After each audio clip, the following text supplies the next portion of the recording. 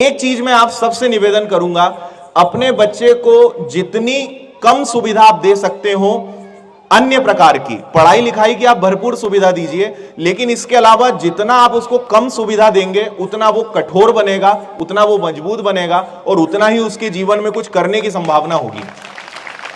हम लोग उस परिस्थिति से निकले हैं, कोई सपोर्ट खास हमें नहीं मिल पाया। ऐसे कोई घर से हम समृद्ध नहीं थे कि बहुत पैसा, बहुत एकड़ जमीन रखी है, कुछ नहीं भी होगा तो आ जाएंगे। एक ऐसी स्थिति की एक तरफ कुआं एक तरफ खाई, या करना ही है, उसके अलावा कोई ऑप्शन ही नहीं था। तो हम अपने आप को लकी मानते कि हमारे घर वालों ने हमें ज्यादा सुविधाएं नहीं दी, इस कारण नौकरियां ली, इस कारण भारत में नाम बनाया और आज यहां आके आप लोगों को समझा पा रहे हैं।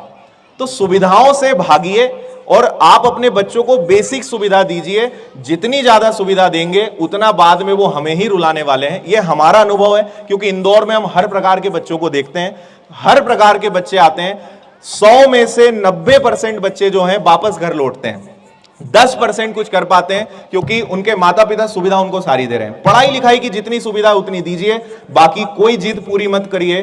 कुछ भी उनकी जिद को आपको नहीं समझना है, उनको मजबूत बनाना है, उनके पैरों पे खड़े करना है, तो आपको सुविधाओं में कटौती तो करना पड़ेगी।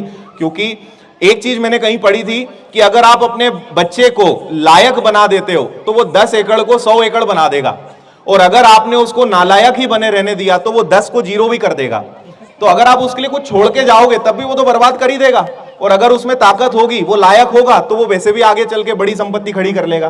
तो उसको लायक बनाइए, बजाय उसके लिए बहुत ज्यादा सुविधाजनक जीवन के। बिल्कुल सर, मतलब